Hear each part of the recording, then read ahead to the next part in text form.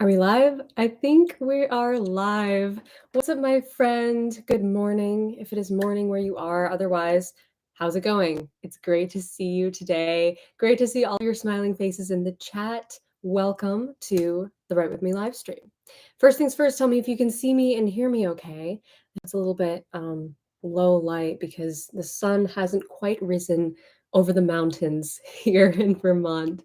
And so everything's like really softly lit. It's actually a really beautiful morning. Okay, great. You can hear me and see me. Fantastic. Welcome, everybody. Looks like we have writers from all over the world. Again, so cool. Thank you for showing up for yourself today and showing up here on this live stream to write with me. It's going to be super fun and productive. If you're new around here and you haven't done one of these live streams before, the way they're structured is we do writing sprints. We do 3 writing sprints, and this time we're doing 20 minutes on, 5 minutes off, 5 to 10 minutes, depending on how much I talk during the breaks. And during the breaks, I answer some of your questions that come in on the chat. And yeah, it's really fun. So welcome if this is your first time here. And if it's not, then welcome back. Looks like we have a lot of writers from all over the world. So exciting, so cool. Welcome, everybody. Tell me what you're working on today. If you have been here for the whole month of June, which we're reaching the end of June, it's crazy how fast the end of June is approaching. But if you've been here for the whole month, then you know that we've been doing this writing retreat, this virtual writing retreat together. And it's been so awesome and so productive to be able to come together and just focus 100% on our writing projects in the month of June.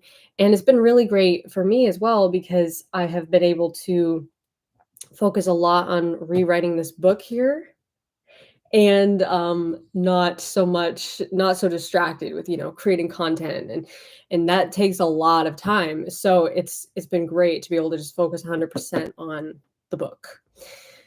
Looks like you guys are working on some great projects. Very exciting. Fantasy, sci-fi, awesome.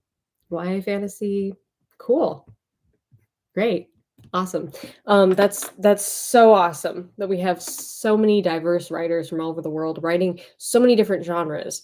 And that goes to show that this is for everyone, It's not just for the novel writers or someone who wants to write 50,000 words in a month. A lot of times we get caught up in like the challenge of that, like with NaNoWriMo. But this month, what I have invited you all to do is to just kind of let go of the goals or the expectations that other people set, and instead figure out what goals are going to serve you best. What is going to, what do you need in your writing life? And for me, that's been rewriting a manuscript. So it hasn't even been writing a new manuscript. I've been rewriting this book that you've heard me refer to as the Lighthouse book, and I'm trying to get it into a state where I'm really proud of it and I can share it with you guys. So yeah, been making progress on that, and I'm really excited with how it's going. So looks like you guys are all hopping on. Fantastic. Getting ready to write. We're going to get started in just a minute. First, before we get started, I want to call out that there is a fundraiser again on this video. If you're new around here, you probably haven't heard me talk about this before. If you have been here all month, then you're like, I'm sick of hearing you talk about this, Abby. I know, but there are new people here. So I got to call it out. The fundraiser is for one of my favorite organizations, Operation Underground Railroad. And they are so cool. I love what they're doing. I love their mission.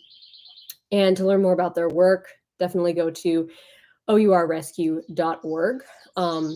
But essentially, they're doing so much great work to fight the human slave trade around the world, which is the fastest growing criminal enterprise on the planet. And that's just mind blowing that there are over 40 million people in slavery right now. We cannot allow that to continue. And to me, the best way to combat this is to raise awareness for it. So everyone can do their bit by raising awareness for it, and also by coming together as a community and helping to give to organizations like OUR who are on the ground working undercover with law enforcement to bring this barbarous trade to an end. So definitely check out their their work on their website, or if you feel compelled, give to the fundraiser on this video. All of the processing fees are handled by YouTube, so 100% of your donations today will go directly to supporting OUR and funding missions to set kids free. So yeah, there's that. Thought I'd call that out before we get started. And now I'm going to start setting up my timer for our first writing sprint.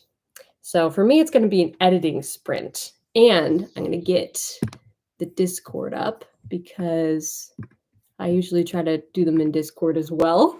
So let's set one up there. If you're in the Discord, you know how it goes. If not, you can get in the Discord by joining my Patreon at any level. And the link to that is in the chat below this video, or not the chat, the description box.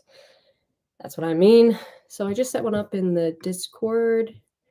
Feel free to join over there if you are online. And if not, just hang out in the chat here on the live stream. We're going to get into it in just a minute. I'm going to set my timer to 20 minutes. You can set your own timer, or you can just go by mine, leave the audio on this video going, and you will hear when my timer goes off. Okay, let's get into it. In 20 minutes, we will have a short break, and I will answer some of your questions. And yeah, then we'll do the next one, and then a break, and then the third one. Let's get started.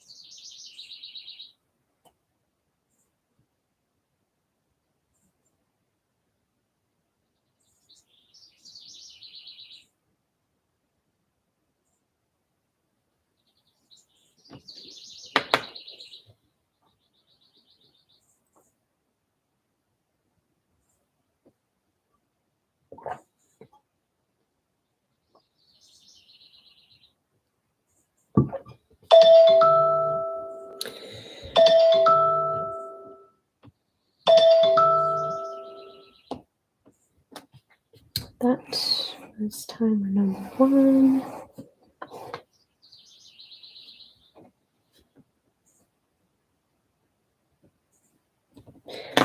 So, how did the first sprint go? Let me know in the chat.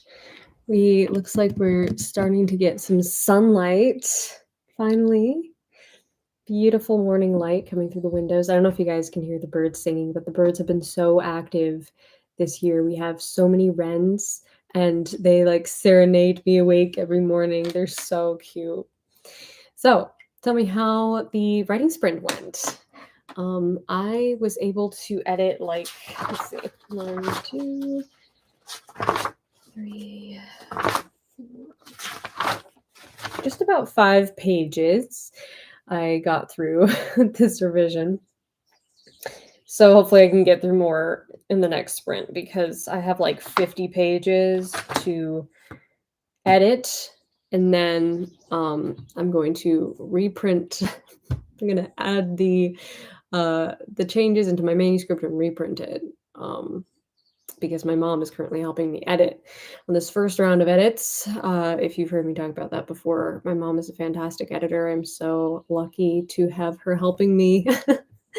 And she's brutally honest with me, which is so important in a alpha reader, beta reader, editor. Okay, so I'm going to answer a few questions, and then we're going to get into our next sprint. Okay. Let's see. Looks like you guys had a great sprint and wrote a lot. Fantastic. Okay, so first question is from Wendy. How can I be sure my main character's internal conflict is strong enough? That's a great question. I think a lot of writers probably doubt the strength of their character's internal conflict. I would say that as long as it's something that you're interested in writing about, it's strong enough. Like, it really does not have to be something really epic and grand. Okay. It can be very simple. In fact, sometimes the simplest premises, the simplest conflicts are the best because it doesn't require us to overwhelm ourselves with backstory and world building and all of the rules of the fictional world. We can just focus really a lot on just the characters. And to me, it's like if it's something that you enjoy writing and that it's a fun exploration for you, then it is strong enough, right? And if it's not fun, if you're finding yourself bored with this character, chances are their conflict isn't strong enough. Like that's usually the barometer I use is like if I'm interested in this and I'm excited to write it, it's good, it's strong. If I'm not excited, it needs to be stronger. So that's usually the test I use to kind of self-check it. Let's see. Question from Jenny Jam Plays. If there are 2 main characters, is it okay to introduce the second one later on, or should they be introduced at the same time as the first one? I think it's absolutely fine to introduce them later on. In fact, I would recommend doing that. I recommend introducing the character when they become relevant to the story or relevant to what matters to the first character that we've been told to care about, right? So I actually made a video about this a long time ago. It was one of my earlier videos, but it's still all the same rules apply. And it's called adding or switching a protagonist in your story. And in that video, I use a story example to kind of illustrate what I'm talking about. So definitely check that one out. But I think it really helps to have the meaning introduced first so that we understand how is this second character important to the first character that we care about. If you're just switching back and forth at the very beginning and we don't even know how these 2 characters are related, that can become very confusing very quickly. And also, we don't have the yardstick to measure the importance of the second character, right? That yardstick is the first character. And so if we can't see how they're directly connected, we might not care. So definitely check out that video. That's a if you go into my YouTube channel or you type it on YouTube, Abby Emmons switching protagonist. It will pop right up. I think that will help you a lot. From Amanda, do you plan on making any more videos on the process of indie publishing? Yes, absolutely. I'm very much looking forward to doing some more videos on that. In fact, just yesterday, I was kind of brainstorming doing a masterclass on book cover design because I feel like that's something that a lot of writers don't realize how easy it is. And when you have just some of the basic tools to understand, how to take your ideas and make them reality. It's so awesome what kind of ideas just come alive for you. So I'm going to be doing a lot more content on the process of indie publishing and the technical aspects as well, such as formatting, cover design, jacket design, and even technical things like copyrights, ISBN numbers, all that stuff. I mean, you have to get right, and also more content on just the principles of creating conversation around your book launch, which is huge. It's so huge. So yes, more content on that to come. I'm looking forward to making it. Let's see.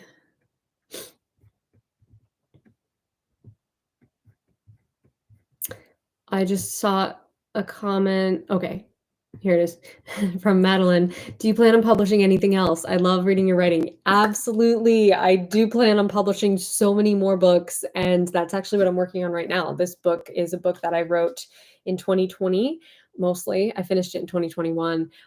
And I love it so much. And it's the one I keep coming back to of like, I think this is the next one, but I am changing a few things about it, and I think I'm making it even stronger. So I'm really excited to share this one with you guys. And, I'm not going to give any like dates, but tentatively, I would love to be able to give something to you guys at least by early summer next year. So we'll see what happens. But I have been working hard on it. And I'm looking forward to sharing it with you guys. Let's see. Question from Dancing Flamingo. How do I create a big plot twist or big event without it being stereotypical or cliche? So I've talked about plot twists in the past on my channel and made videos about it. So definitely check those out. But to me, the best kind of plot twists are plot twists that matter to the main character. Okay, so I like to call them game-changing midpoints for that reason. Because a plot twist can be anything, really. You're twisting the plot. It's an unexpected thing happening. But why does it matter? Right? That's the thing we can always come back to. Why does it matter? And so making it matter to your main characters, making it something that changes the game, something that upends their life, something they never saw coming. That's really what makes it not cliche. Because if you think about it, like if you care about this character and then something happens to upend their plans and maybe ruin their plans, maybe destroy their perception of reality, turn their world upside down. We now care about what that thing is because it matters to the protagonist. Okay, not because it's just a crazy thing happening, right? Because a thing can happen to anyone. It has to matter to the protagonist. Sorry, I feel like I'm going to sneeze because my allergies have been crazy this year. Okay. Hopefully that helps. Check out my videos on plot twists. Okay. I'll do this last question, then we're gonna get into our next sprint from ISO. How do you make a good betrayal? I love writing betrayals because they're so much fun to utterly destroy your characters. And actually, betrayals are a good plot twist, by the way. That's a great plot twist that matters to the characters, is one character that we trusted and the protagonist trusted betraying their trust. That can be a big plot twist. Actually, I think I'm using that exact plot twist in this second book in the series that Kate and I are writing. So that's kind of fun. But how to make it good, like how to make it compelling, definitely lies in creating really showing us the bond between these two characters and what they mean to each other, and why they trust each other so much. Like show us the strength of that bond before you break it, you know? Um, that's really what hits home. That's really what creates that conflict. And even if you have like kind of a supposed victory moment, it's like even better to really reinforce the perceived loyalty between these two characters and then to shatter their world. That definitely creates a lot of conflict. And also, I would recommend just taking note of some of your favorite betrayal moments in fiction or film, and just kind of analyze what is it about those that makes me like love them so much. That's something that I always try to do is just analyze my favorite stories and figure out why does it work? Why do I love it? Okay, so it breaks over. Time to get back into it. I'm gonna set up another sprint in Discord unless someone's already done that. Okay, I forgot to put my words, but I didn't even have any words because you know you know how it goes when I'm editing. But I will join nonetheless. There's a new sprint in the Discord. Let's go back to this. Okay, so I have my timer here, and let's do another 20 minutes, and then I will answer some more questions. Okay, so let's get into it.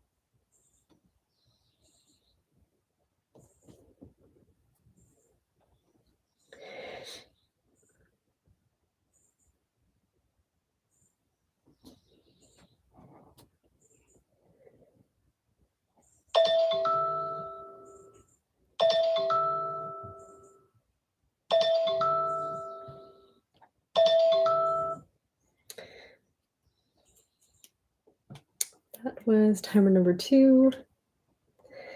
Just Sprint number 2 finished. Didn't finish the chapter, but making progress. It's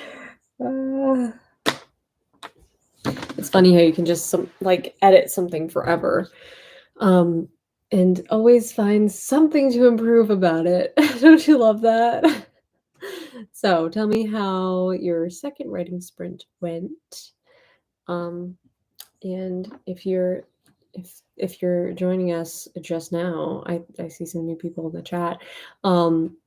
We just finished our second writing sprint. We have one more to do. So welcome. Okay. Great. Looks like you guys got some work done. Got some words written. Fantastic. Great job. So I'm going to take another break, answer a few more questions, and then we're going to get into our third writing sprint.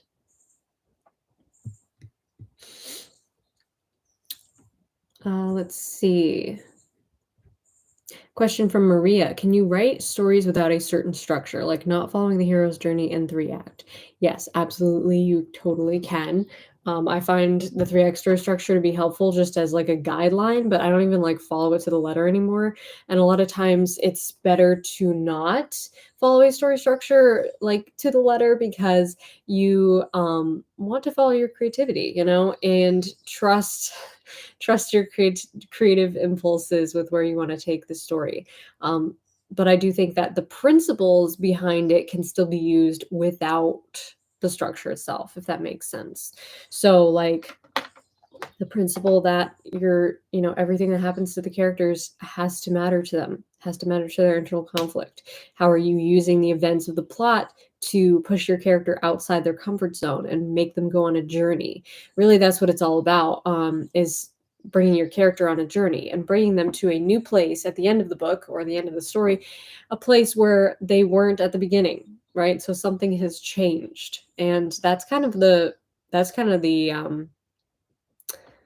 rule that I always follow with like writing scenes or writing chapters is like, what has changed? If I can write a chapter, I don't even need to think about scene cards or structure when I'm writing a chapter. If I can write a chapter and see how something has changed throughout the course of that chapter, I'm happy with it, because there's that forward progress, cause and effect. And that's really what pulls your reader through the story. Let's see. What draws the line between inspiration and ripping off? That's a good question. Because a lot of writers, a lot of artists in general draw inspiration from other artists, and that's cool. That's totally fine. Where it becomes ripping off or plagiarism is when you are taking someone else's idea essentially and like saying that it's yours, right? And also for reproducing like a story, if you're taking somebody else's idea and writing it into your story without making it something new and different and something that's your own unique creation, then that's technically ripping them off. Really, a good artist should be able to draw inspiration from other artists in such a way that the source of the inspiration, whoever they may be, is honored by the fact that you were inspired by what they did. And so what I mean by that is you're taking inspiration and you're creating something totally new that the world has never seen before. Okay, it's totally unique to you. It's not their idea retold or recycled. It's something that you have created from scratch, from using different sources of inspiration, so that it's not recognizable as someone else's idea because it's your own unique thing, right? And that's the healthy way to draw inspiration, is to create your own unique thing that the world has never seen before. And if you drew inspiration from other artists to form the ingredients of that, cool. But if you're just taking someone else's story or someone else's idea and putting your own framework on it, not cool. Okay, it's not okay. Let's see.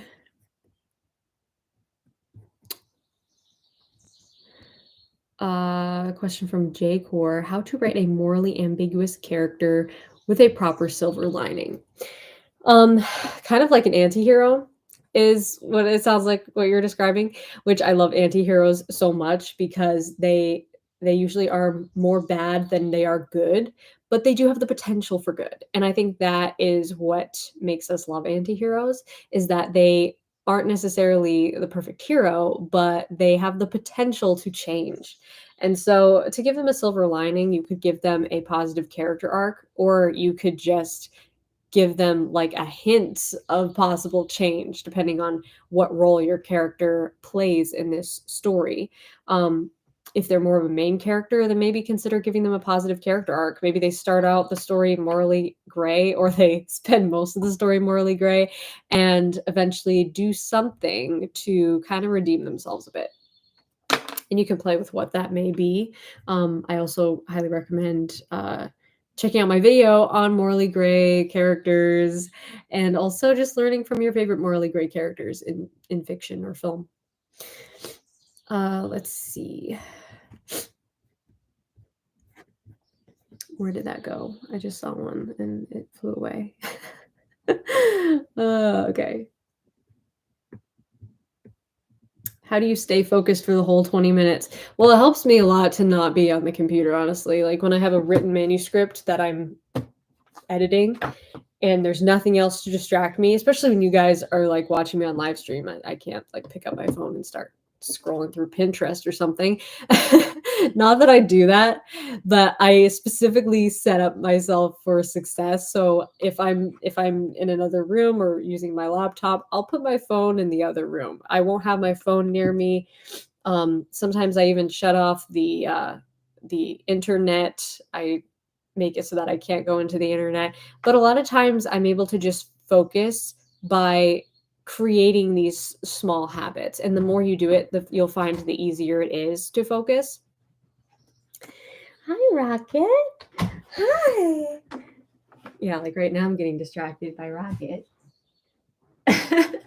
But you guys love Rocket. I know you love to say hi to him. So here he is. Yes, you're so excited. I know. Hi. Hi. You're so cute. The Writer's Life Wednesday squad has been waiting for you to make your appearance. Let's see. I need to get back to my questions. Okay. So hopefully that helps. Like avoid distractions and set up your space so that you aren't getting distracted. That would be my number one tip. And Kate and I actually have a lot of podcasts on this topic, on staying focused, just habits for productivity, great, habits for writers to stay focused on your work and not get distracted. Let's see. Stop licking me. Do you have any tips on fantasy world building? I actually have a whole video on world building, and Kate and I did a podcast on world building as well. I'd like to do more videos on world building though, because here.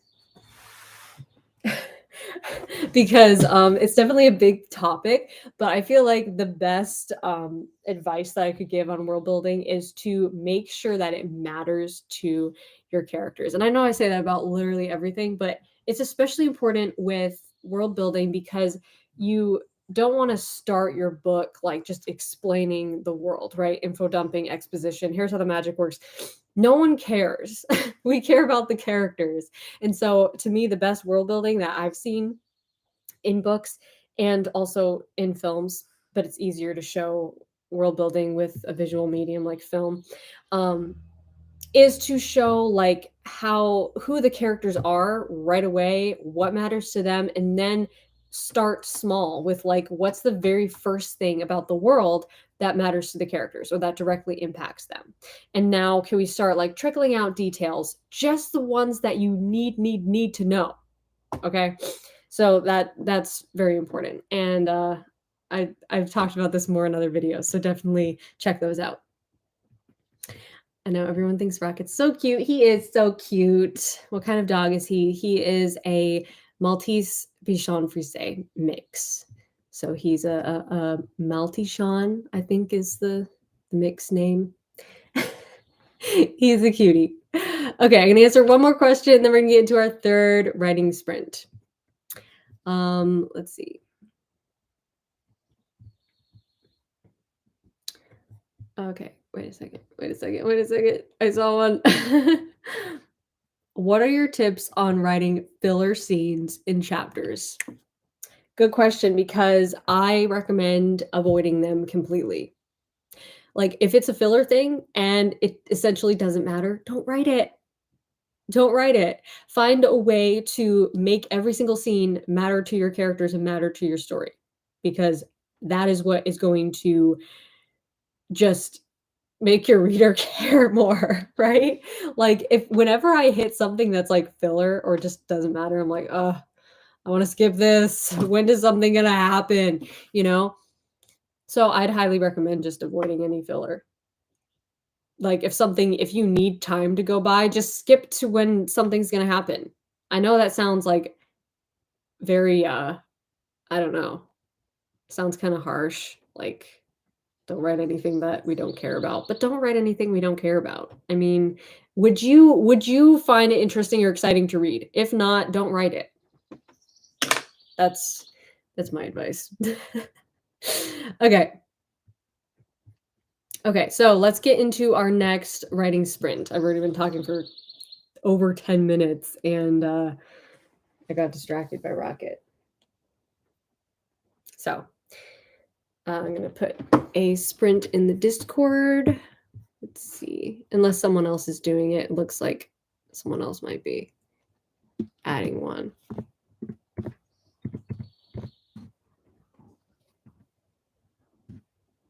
Come here, Rocket. Come. Rocket. Rocket, come.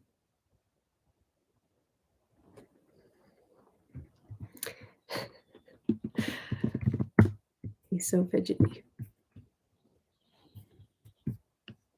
Okay. So 20 minutes.